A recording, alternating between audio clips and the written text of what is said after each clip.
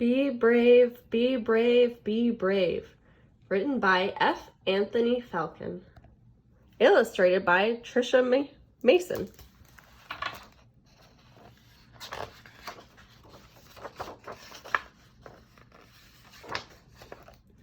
The day you were born, your mother and I were so scared, but we had to be brave. Your mother labored for many hours to bring you into this world, and she was so brave. When you arrived, you were sick, and so was your mother. Everyone was very worried, but we remembered to be brave. We wanted to pay tribute to my Native American ancestry, so we named you Lakota, after the Lakota Sioux people who in their time had to be brave.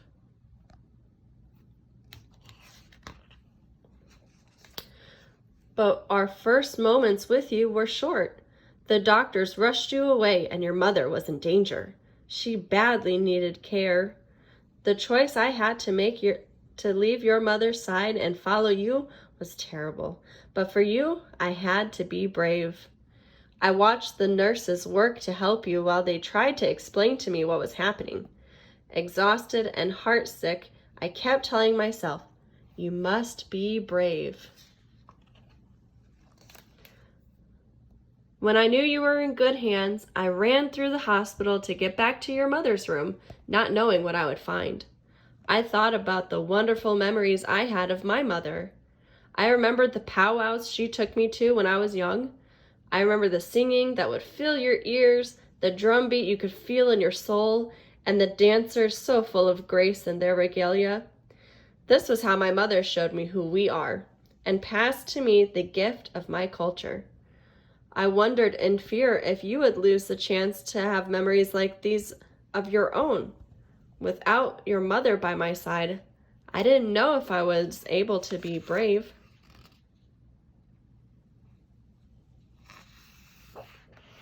My mother, your grandmother, used to take me, my sister, and brothers with her to visit her brother, our uncle. We were amazed by his collection. Spears, bows, arrows, and a shield as well. They had been made by indigenous people like us in the past. My mother believed it was important for us to see these pieces of our heritage and to know how proud our uncle was of being Native American. My mother taught me that to be proud of who you are is to be brave.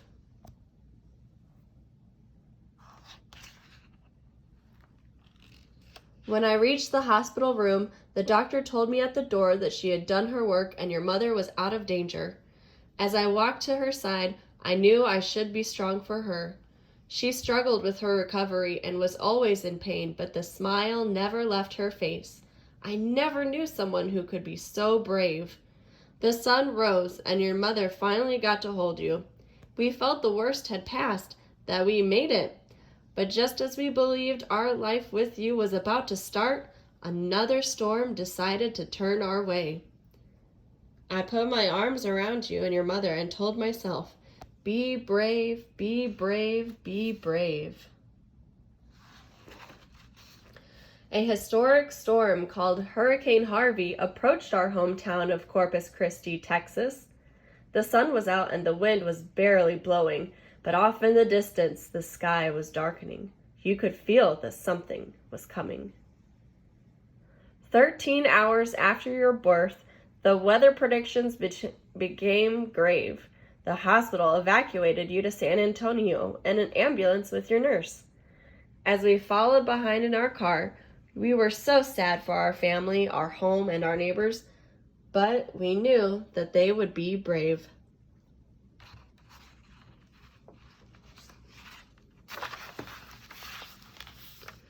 On the road to San Antonio, the traffic was backed up for miles. All of the people were leaving behind everything they had, uncertain of the future. As our Native ancestors were forced to leave their homes by strangers who claimed it for their own, we were also on a trip we didn't want to make, unsure if we'd be able to return. That they found the courage and strength to endure their struggle helped me understand what it means to be brave.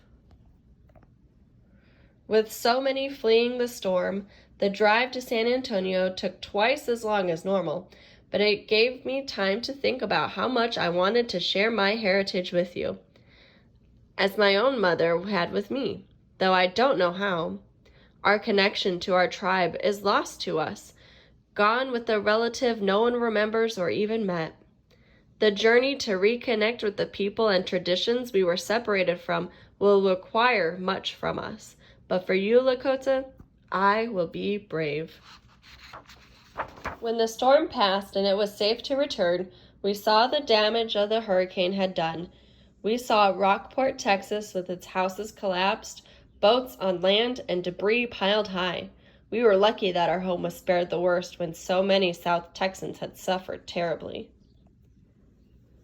But the courage of our neighbors held strong. I wanted to be out there with them, doing my part to help rebuild. But after all you and your mother had been through, I was needed at home. Our friends delivered tank after tank of fresh water to the towns of Port Aransas, Rockport, and Aransas Pass for days, as the families there were without even clean water to drink. With the support of each other, our community showed its determination to be brave. And then life with you started. Your mother and I hardly got any sleep, but we were so happy. One day you were crying, and we couldn't figure out what troubled you, Lakota, but I knew who to call. Soon your aunt arrived with your grandmother and great-grandmother to help. I held you up to them in my hands. Your great-grandmother brought out a bundle of dried sage and lit the end on fire, blessing you with its fragrant, gentle smoke. In no time you were calmed and fell into a very peaceful sleep. It reminded me of something from my childhood I had forgotten.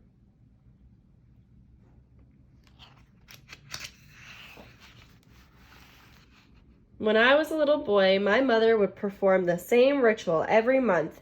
She would burn sage throughout the house to ward off the negative energy and bless our home. Early in the morning, she would come into my room and go to the four corners, reciting words under her breath and interrupting my sleep.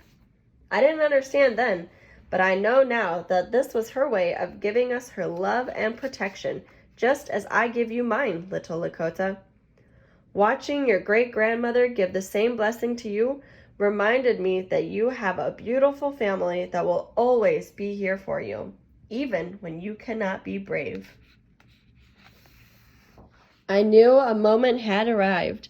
We took you to your room to put you down for bed, gazing in amazement at the life we had created. Your mother sat next to me while I had a talk with you. I had thought about this moment all my life.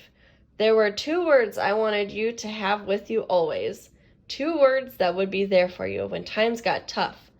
2 words to always fall back on when you don't know what to do. Be brave.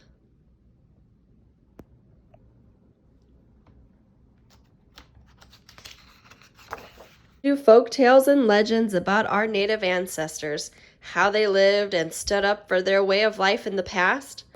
I told you of Geronimo who persisted, Cochise who led, Crazy Horse who fought, Chief Joseph who resisted, and Sitting Bull who united.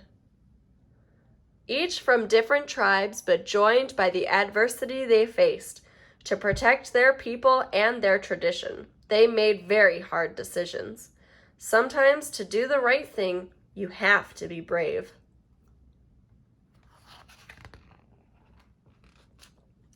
And then I told you what my own life has taught me. Embracing a culture and heritage whose traditions are unknown to most of the people you meet will call for you to be brave. You will grow up in 2 worlds with different beliefs, and it will be difficult because not everyone will understand, but you need to be brave. You must be who you are. Show everyone that you are proud to be Native American. To say it is to be brave. Have a good heart, show compassion, respect people, and for those who aren't able, I expect you to be brave.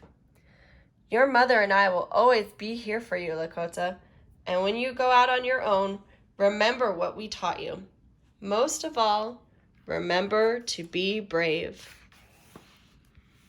The end.